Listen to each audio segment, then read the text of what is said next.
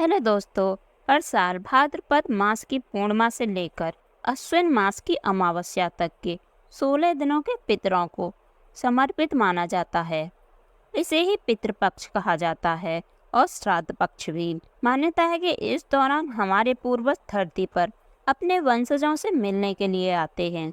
ऐसे में उनके वंशज पितरों के निमित्त श्राद्ध और तर्पण करके उन्हें भोजन और जल अर्पित करते हैं।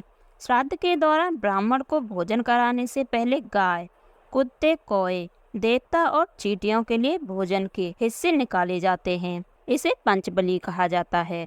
जानिए ऐसा क्यों किया जाता है। पश्चिम दिशा की ओर एक हिस्सा गाय के लिए निकाला जाता है। गाय को शास्त्रों में काफी पवित्र माना गया है। गाय में 33 कोटि देवताओं का वास माना जाता है। इसीलिए गाय को भोजन खिलाने से सभी देवताओं को संतुष्टि मिलती है।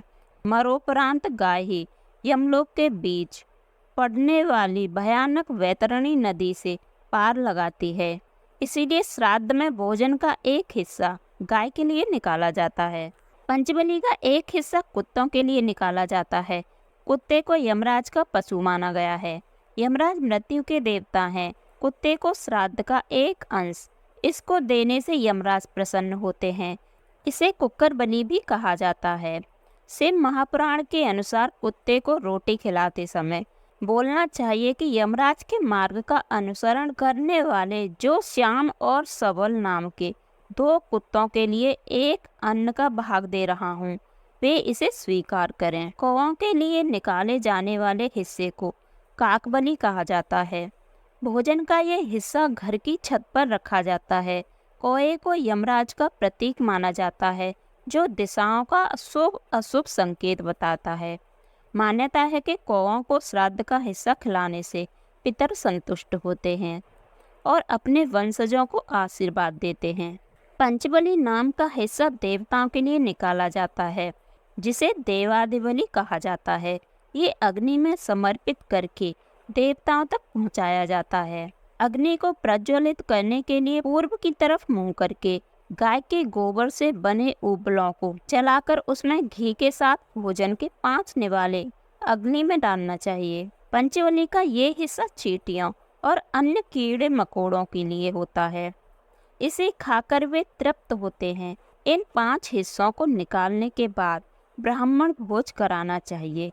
इस प्रकार श्राद्ध करने से पितरों को तृप्ति मिलती है और वे प्रसन्न होकर अपने बच्चों पर कृपा बरसाते हैं। पितरों की कृपा से परिवार खूब फलता फूलता है।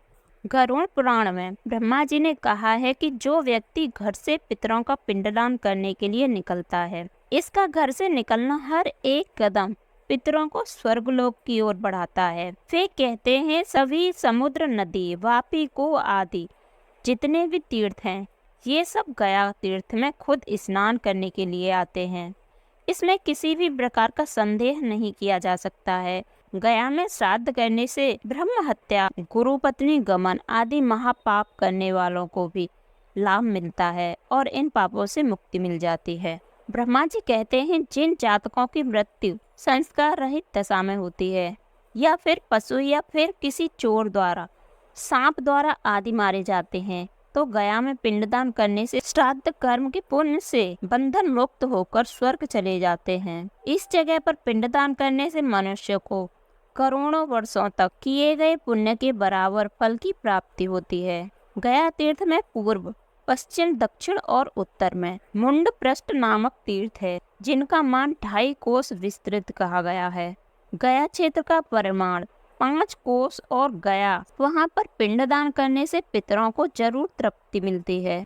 ब्रह्मा जी ने कहा है गया क्षेत्र में भगवान विष्णु पितृ देवता के रूप में विराजमान रहते हैं। पुंडरीकाक्ष उन भगवान जनार्दन का दर्शन करने पर मनुष्य अपने 3 ऋणों से मुक्त हो जाता है।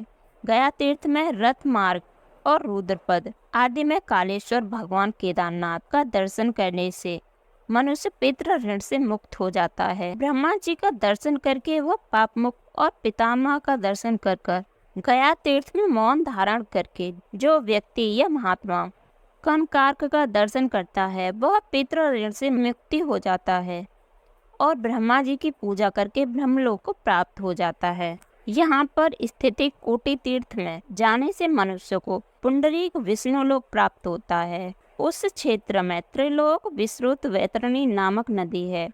वह उस गया क्षेत्र में पितरों का उद्धार करने के लिए अवतरित हुई है। जो श्रद्धालु वहाँ पर पिंडदान और गोदान करता है तो इसमें कोई शक नहीं है कि अपने 21 पीढ़ियों का उद्धार कर रहा है। जो व्यक्ति शाम के समय में सावित्री देवी का दर्शन करता है वह यज्ञ करने का फल प्राप्त करता है। इसके साथ ही पर्वत पर विराजमान शिवजी के दर्शन करने से पितृ ऋण से मुक्ति मिल जाती है। इसके साथ ही गौ माता के दर्शन करने से पितरों को ब्रह्मलोक की प्राप्ति होती है। इसके अलावा स्वर्ग द्वारेश्वर के दर्शन करने से मनुष्य भवबंधन से मुक्त हो जाता है।